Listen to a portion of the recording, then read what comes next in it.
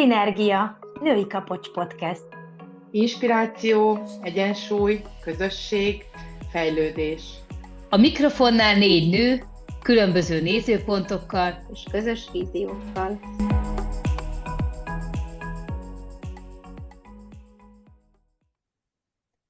Sziasztok! Na, itt van ismét a fantasztikus 4-es.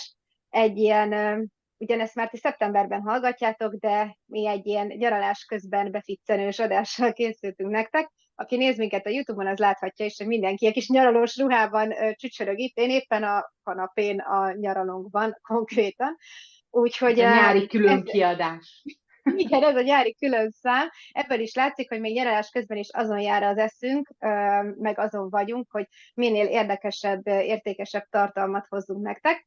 És az a mai egy igazán értékes lesz, ugyanis képzeljétek el, hogy mi mind olyan nők vagyunk, szerintem ezt én mindannyiunk nevében elmondhatom, akik állandóan azon törik a fejüket, hogy mibe kéne vágni. Ugye ez a podcast projektünk is itt született, hogy én éppen ezen törtem a fejem, aztán már nem együtt törtük.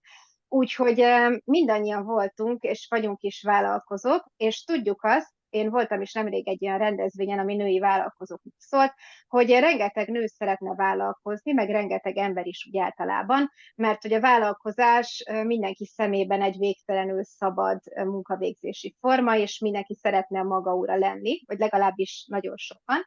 De nagyon sok embert visszatart az, hogy nincs erről a területről, erről a munkaformáról elegendő információja, nem tud hiteles információt szerezni sehonnan, nincsenek vállalkozó ismerősei, vagy éppen teljesen más csinálnak, mint ők, és képzeljétek el, hogy úgy hozta a sors, hogy mi négyen elég különböző vállalkozásokban mozogtunk idáig, és elég különböző tapasztalataink vannak, és úgy gondoltuk, hogy ezt a 4 formát, ezt megosztjuk veletek, mert hogy én biztos vagyok benne, hogyha valaki vállalkozáson töri a fejét, a 4-ből valamelyikben biztosan, hogy magára fog ismerni, és szerintem tök nagy segítség lesz nektek az, hogy megmutatjuk, hogy ebbe a 4 vállalkozási formában mi volt az a 4 különböző ok, amiben egy kis hasonlóság is van, amiért belevágtunk, mit gondoltunk korábban, hogy milyen lesz ez a vállalkozás, és mivel szembesültünk akkor, amikor már egy ideje ebben a dologban mozogtunk, aki abba hagyta esetleg, az miért hagyta abba, miért kerestünk másik formát, és mik voltak azok a hátulütők is, amikről mindenképpen tudnotok kell, hogyha ilyesmi fába szeretnétek vágni a fejszéteket. És úgy beszéltük meg, hogy ez most egy olyan adás lesz, hogy itt egymás után fogunk beszélni, tehát nem ennyire ilyen beszélgetős talkshow hangulat, hanem mindenki elmondja a saját kis sztoriát, és úgy építettük föl, hogy először Gabi fog nektek mesélni arról, hogy ez nála hogy alakult, és utána pedig szépen majd sorban jövünk mi is. Úgyhogy fogadjátok szeretettel, reméljük, hogy hasznos lesz mindannyiótoknak. Sziasztok! Nekem semmilyen alapinfom nem volt a vállalkozásokkal kapcsolatban. Én őszinte leszek, nem is nagyon néztem utána. Egy dologban voltam biztos, legalábbis azt gondoltam, hogy ha én vállalkozó leszek, akkor sem egy munkahelyhez nem leszek kötve, sem egy munkaidőhöz. Egy ilyen szokványos munkahely nem fogja az én időmet beosztani. Ezért kezdtem el masszörködni, de azt gondolom, hogy bármilyen más ilyen jellegű szépségiparos szakmába belekezdhettem volna, legyen ez körmözés, fodrászkodás, mert hogy pillázás most az a menő, annak idején még ilyen szakma nem volt, amikor én masszörködni kezdtem. Abban voltam biztos, hogy tök jó lesz, akkor még nem volt gyermekem, nem volt családom, én fogom beosztani az időmet, én hozzám igazodnak majd valamelyest az emberek, hiszen hogyha én nem érek rá, akkor nem fog tudni eljönni masszázsra, tehát nyilván mondom, nagyon király lesz, én osztom be az időmet. Én egyébként nagyon-nagyon szerettem, fiatalként, független nőként, ez egy tök jó megoldás volt, és ténylegesen valamelyest megadta azt a szabadságot, amire akkor vágytam. Egyébként nem csak masszörködtem, hanem ezt a masszást oktattam is annak idején, nem csak hétköznapjaim mentek el vele, hanem minden hónapban legalább 2 hétvégém is, mert ugye az oktatások azok ugye akkor zajlottak. Úgyhogy így visszagondolva, olyan nagyon sok szabadidőm nem volt, de akkor úgy tűnt, hogy mennyivel királyabb, mintha 8-tól 4-ig egy munkahelyen kellene ülnöm. Aztán szépen, ahogy az ember beletanul ebbe az egész dologba, nyilván a sok előnye mellett feltűntek a hátrányai is, Ugyanis, hogyha én nyaralni akartam menni, és hogy ugye azon a héten nem mentem be a szalomba, akkor ugyan egy büdös vasat nem kerestem, tehát vagy előtte dolgoztam rogyásig magamat, tehát hullafáradtan este 11-ig, és nem csak előtte, hanem és utána dolgoztam sokat, tehát hogyha egy hétre el akartam menni, akkor nem volt fizetett szabadság, mert hát ugye akkor kerestem pénzt, ha én jelen voltam ebbe a szalomba, mert nem ezekben, nem egy szalomba dolgoztam, az oktatás az meg ugye más helyen zajlott, és sajnos rá kellett jönni arra, hogy hiába építettem fel egy vendégkört, és hiába alakult ki egy viszonylag jó megélhetésem, 2 gyermekkel, de már annak idején 1 gyermekkel se tudtam ezt bevállalni. És abban az időben, amikor ugye megszületett a nagyobbik fiam, nyilván azok a vendégek átmentek másokhoz, hiszen őnekik igényük lett volna a masszázsra, nekem meg esélyem nem volt rá, hogy masszírozzam őket, úgyhogy így a szépen felépített vállalkozás, ez így szépen arányosan le is épült, úgyhogy megtapasztaltam azt, hogy csak és kizárólag 150%-os jelenléttel tudom én ezt szinten tartani, és a megélhetésemet biztosítani, és nem biztos, hogy ez a legjobb módja annak, hogy én éljek, és nem voltam benne utána már, sőt, egyre biztosabbá vált, hogy nem így szeretnék élni. De Lia, te milyen jellegű dologban látsz? Egy megjegyzést hadd tegyek, nem bírom befogni a számat, bocsi, de hogy Nem baj. akkor ezek szerint mégsem a vendégek idomultak a te időbeosztásodhoz. Jó gondolom? Nem akkor jöttek, amikor neked jó, hanem végül te ugrottál akkor, nem, egy újszülött gyerek már... Figyelj, ők egyébként az elején idomultak volna, csak aztán én leköltöztem egy másik városba, mint a múltkor említettem. Másrészt meg nem volt olyan időszak 0-24-ben egy gyerekkel, amikor bármikor is idomulhattak volna hozzám, tehát hogyha ők szerettek volna idomulni, se lett volna esélyük, mert nem tudtuk kitölni sajnos azt a 24 órát, úgyhogy így ez az egész, ez így. Ahogy felépült, úgy szépen le is épült. Hát én szerintem ez is egy olyan dolog egyébként, hogy egy darabig úgy gondolod, hogy és idomulnak is hozzád, de ugye mivel szolgáltatóipar, ezért neked meg lételemet, hogy kiszolgáld a vendéget, hiszen ő belőle élsz, tehát valahol meg lehet húzni az arany középvonalat, hogy a te időd is véges, de egyszerűen mégiscsak ők hozzák a pénzt, szóval ez egy kemény mesdje. Én kisgyerek mellett végeztem a kézápoló és műkörömépítő iskolát, és ugyan nem ültem be szalomba, de már a tanulóidő alatt is, mikor ugye elkezdtem otthon gyerek mellett dolgozgatni, és még a legdurvább volt, hogy 3 megcsináltam egymástól, és azt mondtam, hogy úristen, ez is akkor fizet, ha én itt ülök és reszelek. És az akkor annyira realizálódott bennem, hogy anyám ezt egész nap csinálni, tehát hogy lehet szívvel, szeretettel, meg én tényleg affinitásból végeztem el az iskolát is, de mégis azt mondtam, hogy hű, azért ez tényleg kemény. És visszatérve a másik vállalkozásunkra, tehát az, hogy ugye mi zenészként működünk, én egy rendezvényzenekarban énekelek, tehát ott mi megyünk céges rendezvényre, megyünk esküvőre, és valamilyen szinten ez ugye szabadságot ad, meg sokan irigylik, hogy de jó, mert hogy amúgy azt csinálod, amit szeretsz, és örömödet leled benne, és ráadásul én tényleg annyira szeretem, és annyira szívből csinálom, hogy koncert közben nem a dollárjelek lebegnek a szemem előtt, és úgy mellesleg a végén mindig így tudatosul, hogy jó, de jó, még pénzt is kapunk. Tehát, hogy ez tényleg lehet így, hogy szereti az ember, de ugyanakkor egy egész más kötöttség, és egy egészen más időbeosztás. Mert szoktam mondani, hogy mi akkor vagyunk porondon, amikor más szórakozna. Tehát a péntek este, a szombat este, az akármilyen este, amikor az ember úgymond inkább kikapcsolódik, vagy az a szabad hétvégéje, mi inkább hétvégén dolgozunk a legtöbbet, és a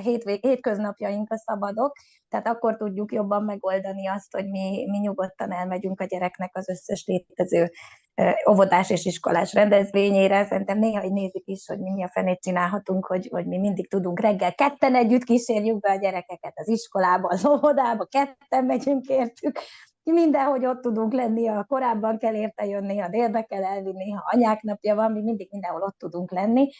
Tehát, hogy azért ez egy hétvégi fantasztikus... óvoda kellene tulajdonképpen, Hát, ahol ja. hétvégén vigyáznak a gyerekekre. Igen, úgyhogy nekünk is sokszor, hogyha igazából nagyon jól szokta kivenni magát, hogy hol a férjem megy fellépni, hol én, és akkor ugye a másikunk marad a gyerekekkel. Na most előfordul, hogy azért vannak ütközések.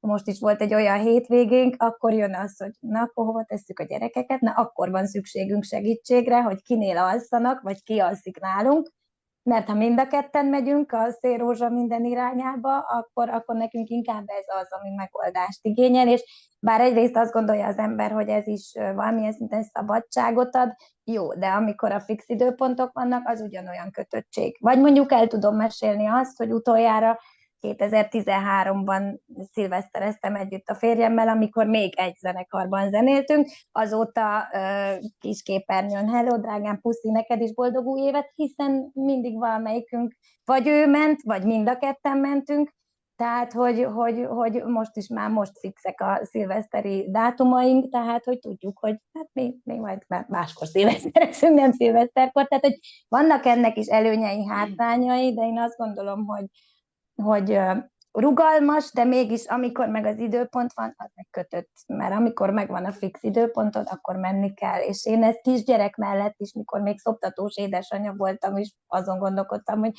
hát jó, de hát most ez egy olyan dolog, hogy szereti az ember, itt a babája, de ha menni kell, akkor ez is akkor fizet, ha én ott vagyok, és énekelek. Tehát ha más énekel helyettem, a más viszi haza a gázsit, tehát hogy ez is egy olyan dolog, hogy nem lehet megoldásban ezt kivitelezni. Nincsen home office?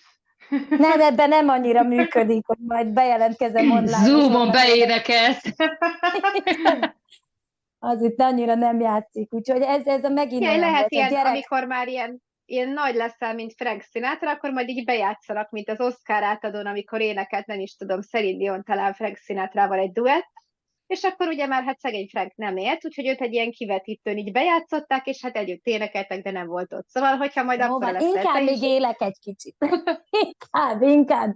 De hogy ugye, az a lényeg, hogy ez még az alatt kell meglépd ezt, hogy már kivetítsenek, miközben még mindig élsz. Szóval, még élek, igen. Nem, tehát, hogy így igazából gyerekes anyuka szempontjából is megint ez volt a másik, hogy egyszerűen tudatosult az, hogy nem, sajnos ez is akkor fizet, amikor ott vagy és szolgáltatsz teljes élővalódban.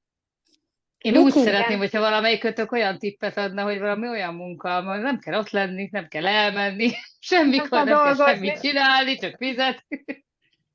Hát hasonlóak vannak, azt nem munkának hívják, Gabi, az nem munka. Tehát, hogy az a nem munka. De egész más nézőpont például, mert ugye lehet, hogy az emberek azt gondolják, hogy ebben nem feltétlenül kell olyan nagyon sokat belefektetni, mert ezek a szépségiparos szakmák amúgy tényleg nagyon jók, és nagyon kézzelfogható, hogy viszonylag hamar bele tud az ember tanulni, és hamar a kezében van egy olyan vállalkozási lehetőség, amivel egyik pillanatról a másikra termelni tud, mert nekem ez a másik halálom volt, mikor azt mondja a főnök, hogy köszi, nem kell holnaptól bejönni, és vágytam arra, hogy legyen valami olyan, ahol a magam ura lehetek, ahol én dönthetem el, hogy mikor termelek, és hogy egyáltalán az éneklés is, meg a kézápoló vállalkozás is egy olyan dolog volt, hogy azt mondtam, hogy akarom, hogy legyen egy olyan dolog a kezemben, ahol nem függök másnak a gépezetétől, hanem én az elejétől a végéig le tudok szolgáltatni valami olyan dolgot, ami egy értékes végtermék és pénzre cserélhető. Tehát, hogy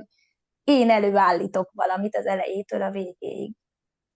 De hát akkor egyébként a legtöbben ezért meg akarnak vállalkozni, hogy azt mondhassák, hogy az, amit a vendég vagy a ügyfél kezébe adtam, az az enyém. És egyébként én ugye az építőiparban dolgoztam, és én nagyon szerettem azokat a munkákat, amikor odajött hozzám egy család, hogy szeretnének egy családi házat, és ott lehettem, amikor elkészült, és először beléptek az ajtón. Tehát nem csak egy ilyen kis morzsáját csináltam, nem csak annyit láttam belőle, hogy lerakták az alapot, hanem elejétől a végéig az egész kreatív, meg kevésbé kreatív folyamatnak is részese voltam.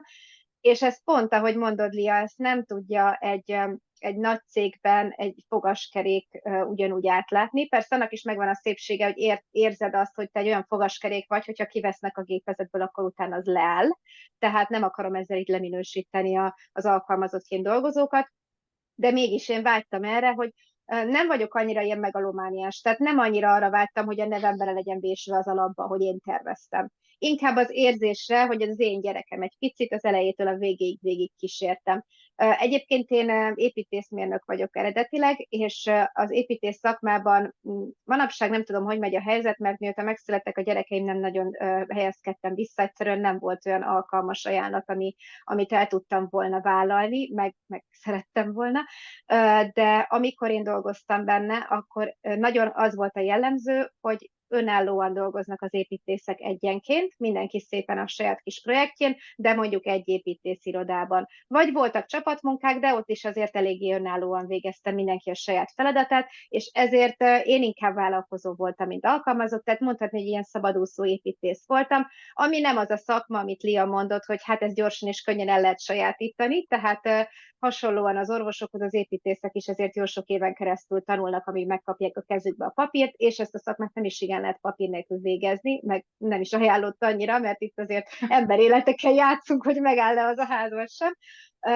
De a lényeg az, hogy nekem nem is volt akkor lehetőségem, amikor elvégeztem az egyetemet, nagyon válogatni, hogy most vállalkozó legyek-e vagy sem. Mert hogy nem, ebben a szakmában akkor nem volt más lehetőség, tehát nem annyira néztem meg ezt, hogy most mit várok ettől, meg hú, de nekem milyen rugalmas lesz, hanem tudjátok, kis 20 éves a tojáshéjjel a popómon, én mentem, mint a birka többiekkel, egyéni vállalkozóként, és egyrészt, ami nekem nagyon megrázó volt, és ami nagyon megmaradt, ez az irtózatos sok adminisztráció.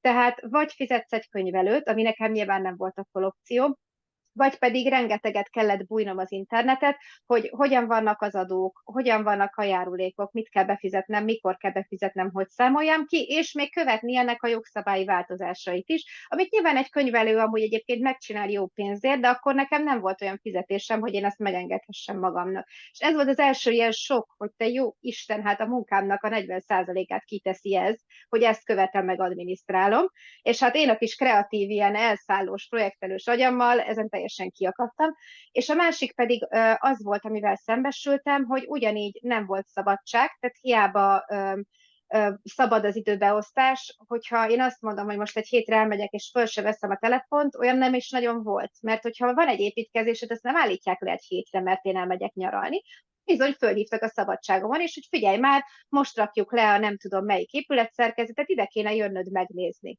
Mondom, hát a Horvátországban vagyok, tehát nem nagyon tudok. Jó, akkor küldünk fotót, nézd meg, tehát hogy így vállaljál felelősséget valamiért. Szóval ez is egy nagyon-nagyon macerás dolog volt, és a másik az, hogy ebben a folyamatban is azért egy fogaskerék részese vagy, mint tervező, hiszen egy csomó, sokszor egy nagy projektnél egy csomó ilyen kis fogaskerék kapcsolódik össze, mindenféle szakágak. Ugye tervezik az elektromosságot, valaki gépészetet, és ezeknek össze kell dolgozni, és stimmelnie kell a teljes egésznek.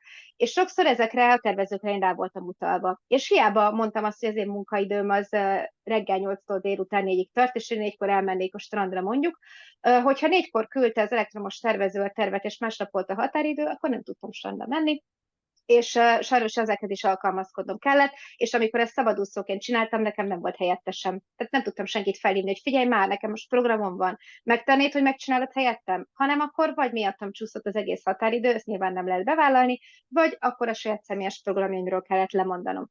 Úgyhogy nem akarok nagyon szörnyű képet festeni erről, mert egyébként ez egy gyönyörű szép szakma, de ezzel mindenki jó, hogyha tisztában van, hogy nem csak az építőiparban, hanem bármilyen hasonló jellegű ilyen folyamatmunkában a többi résztvevővel is számolni kell, és rájuk nincsen ráhatásod. Te akármennyire precíz vagy, pontos vagy, tartod a határidőket, nem fogsz tudni hatni arra, hogy ők hogyan küldik neked, és te hogyan kapod meg azon a futószalagon azt, amit utána neked továbbítani kell.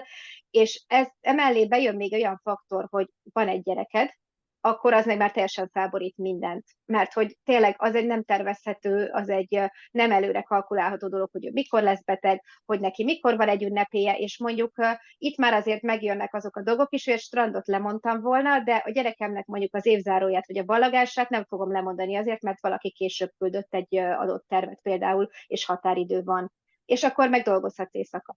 Tehát ezt is érdemes megfontolni szerintem, és tök jó, hogy így végig tudtuk vezetni ezeket egészen a szolgáltatóipartól a majdnem tisztán szellemi munkán át Vikiig, mert hogy ő neki viszont egy olyan vállalkozása van, amiben van befektetés is, de nyilván azért agyban is ott kell lenni hozzá, mert ész nélkül nem lehet vállalkozni, és akkor ő nagyon szépen le tudja zárni ezt a kört, és még jó pár hasznos tanácssal is fog tudni szolgálni nektek. Igen, ugye végig, ahogyan meséltetek, ugyanaz motivált azért titeket is, meg ugyanaz a vágya nagyon sok mindenkinek a vállalkozással kapcsolatban, mint ami nekem is volt, és engem is ez indított el ezen az úton, hogy ne függjek senkitől, meg semmitől. És én egyébként ebben rohantam bele így egyenest a késbe, hogy én azt érzem, hogy amióta vállalkozó vagyok, én azóta függök mindenki mástól, minden mástól, a nyitvatartási időtől, a bevételtől, a könyvelőtől, a áfától, a járulékoktól, a megkapom az infót, az engedélyektől, és hát nyilván ugyanúgy a fizető vendégektől. Az most, hogy ez egy szolgáltatás, vagy kereskedelem, gyakorlatilag teljesen mindegy, az összes vevőtől, vendégettől függsz. Tehát sokkal több mindenkitől függsz egyébként, és ez egy ilyen nagyon megtévesztő dolog lehet, és én úgy gondolom, hogy amiket itt meséltetek ti is, meg amit én mondok, az lehetséges, hogy első körben még ilyen, tényleg ez a úristen, el akarják venni a kedvemet tőle. Én inkább azt mondom, hogy ezek azok a dolgok, amiket nem nagyon tudsz. Én nem tudtam ezeket a dolgokat, amikor én belevágtam. Én hülyén vágtam bele a vállalkozásba, pedig egyébként nem vagyok agyilag zokni, de hogy olyan szintű dolgokat nem tud az ember, hogyha azt mondja, jó, elkezdek vállalkozni, ahhoz tudom hasonlítani, mint az anyaság, hogy az is mindig, jaj, gyönyörű, szép, és itt ülünk a rózsaszín habokon, és az édesbabám, és hát a szülés, és hát persze, hogy elfelejtettem, és hogy egyébként olyan gyönyörű ez a dolog, és így elindul ez a folyamat, még a gyerek a hasadban van, és én nekem azért többször volt, hogy így mondtam, hogy azért erről szólhattatok volna. Nyilván akkor is vállaltam volna a gyereket, mert annál jobban szerettem volna a gyereket, de hogy úgy azért úgy jó tisztában lenni ezekkel a dolgokkal, mert ha ezek után valaki azt mondja, hogy jó, oké, nem annyira habos-babos ez a vállalkozói lét, mint ahogy én azt gondoltam, de ezeket, amiket elmondtak, én ezeket, vagy amiknek elkezdek egy ilyen podcast hatására esetleg jobban utána nézni, és én azt még mindig akarom és be akarom vállalni, és tudom, akkor hajrá, és mindenkinek sok sikert kívánom, csak hogy azért itt járjuk ezt a témát körbe, mert azért nem annyira egyszerű, mint az, hogy most már online ki tudsz váltani egy egyéni vállalkozást. Ez a része már azért sokkal egyszerűbb. Egy mondat eszembe jutott még ide, ne feledd szabad, hogy ez nagyon-nagyon jó példa ez a gyerek, mert ott is nagyon-nagyon sokféle tapasztalatot, nagyon-nagyon sokféle nézőpontot kapsz, de igazából akkor fogod tudni ezt a sajátodévá tenni, és akkor látsz vele igazán, amikor megszületik a saját gyereked. Tehát akkor fogod te igazán a magadénak érezni, és hiába mondták el előtte azokat úgy, akkor, mikor még nem a tiéd, nem tudod se átérezni, se igazából megtapasztalni, hogy pont ugyanolyan, mint egy vállalkozás de szempontjából. De nem mondják el, tehát, hogy ugye az anyasággal, meg a terhességgel, meg az első pár héttel, nappal, héttel, hónappal kapcsolatban is senki nem beszél a nyűgéről, a nyígjáról, hogy úristen, hogy ez így volt, úgy állt, úgy fájt, ezt éreztem, azt éreztem, érzelmileg, fizikailag, tehát azért messze nem mesélünk annyit erről az egész témáról így egymásnak. Nyilván, mert nyilván nem az a lényeg, és persze egy baba mosoly felülír mindent, de az nem azt jelenti, hogy nincs is ott. Csak felülírja. De ha beszélnek is róla, és elmondják, amíg neked az nem aktuális, addig így bemegy és kimegy, és meg se hallott sok esetben. Na hát, ha most, akkor így ennek a podcast hatására így nem feltétlenül megy ki, hanem én tényleg csak arra biztatok mindenkit, hogy kezdjen el azért tényleg belenézni, és utána olvasni, és esetleg gyűjtsön hasonló vállalkozásban jelenleg aktívan benne lévő emberektől húsvér tapasztalatot, mert az az, ami igazából fog segíteni. És én abban a hibába is kvázi beleestem, és ezért is jövök én itt a végén, hogy ugye ezeket a vállalkozási formákat, meg szegmenseket, amiről a csajok beszéltek, viszonylag nagyon pici kezdőtőkével is el lehet kezdeni. Tehát, hogy nyilván az, hogy mondjuk kifizetsz egy körmös tanfolyamot, meg megvett az alapanyagokat, az is masszív, meg ugyanúgy a master tanfolyam, az építészkarról meg már nem is beszélünk, de hogy így azt mondod, hogy jó, hát ebbe azért nem kell belerakni akárhány milliót, és akkor ehhez mérten kicsi befektetés, kicsi megtérülés, és akkor jó, hát jól el leszek én belőle, de úgy nem is számítasz arra, hogy mondjuk elkezdesz körbezni, és akkor így majd törni fognak a nagyon sok százezrek vagy milliók. És azért nekünk ebbe a vállalkozásba hát egy kicsit nagyobb tőkével indultunk bele, és úgy gondoltam, hogy ez is ilyen full naív dolog volt, hogy azért az a vállalkozás, ami egyébként egy tök trendi, tehát mi alakformálásban vagyunk, hát tehát, hogy így kifogyhatatlan ez a téma, nagyon jó gépeink vannak, szolgáltatást adunk, és azért hát masszív befektetés is volt ott az elején, és azt gondolnád, hogy na jó, akkor azért, ha már ennyit beletolsz, akkor azért az már tényleg úgy fog termelni, és egyébként termel is. Ha, bármi meglepő, ez is akkor termel, ha ott vagy. Mert ha nem vagy ott, és alkalmazottat fizetsz, akkor ugyanúgy az alkalmazott elviszi a fizetést, meg a járulékokat. Én szeretek nyugodtan aludni, úgyhogy nem mindenki tökéletesen be van jelentve. Nyilván lehet ezt máshogyan csinálni, nem tudom mennyire éri meg, de hogy akkor ugyanúgy függsz, akkor már az alkalmazottól is függsz, és messze nem akkora a bevételed. És bizony, hogyha én a kisfiammal 6 hónapos terhes voltam, amikor én ott hagytam ezt a munkahelyemet, a vállalkozásomat, utána már nem fértem oda a vendégekhez, de hogy, és azóta nem is tudtam visszamenni oda dolgozni, mert vagy azt jelenti, hogy reggel 7-kor már mindenki intézményben van, vagy este 9-re érek haza, és akkor így rájöttem, hogy akkor mégsem annyira ez a baba-gyerek családbarát rugalmas beosztás, mert igen, szóval, hogy nem akkor jönnek oda a vendégek, amikor azt mondom, hogy figyelj, én ma 2 órát benne leszek a szalomban, akkor ki akar jönni, hanem amikor van foglalás, akkor igenis ott kell lenni, és azért abból a napi 2-3 órából igencsak nem futná semmire, úgyhogy elég sokszintű vállalkozásnál én úgy gondolom, biztosan az a pénz, biztosan az a mennyiségű millió, aminél már tényleg meg tudod azt engedni magadnak, hogy otthon felrakod a lábadat, tényleg így az ügyes, bajos dolgokat elintézed, de hogy egyébként így köszönöm szépen, dolgoznak a kis fogaskerekek, viszont szerintem akinek ennyi milliója van, az valószínűleg nem minket hallgat, de ha igen, akkor nagyon szívesen várjuk a véleményeket, mert olyannal még nincsen tapasztalatunk, tehát 100 milliókat még nem tudtunk mi se befektetni sehová, úgyhogy akkor várjuk azokat az infókat és véleményeket, tapasztalatokat. És egyébként így lezárásként még azt engedjétek meg, bejelentsem a következő adásunkat, ami hát egy kicsikét más formában, egy kicsit más helyszínen, úgyhogy ezáltal egy kicsikét meglepetés lesz nektek. Körülbelül jövő héten kijön majd a téma is, úgyhogy hagyunk egy kicsikét izgulni titeket, de az is egy nagyon különleges adás lesz, ilyen őszindító adás, és sok szeretettel várunk titeket oda is. Sziasztok! Sziasztok! Sziasztok!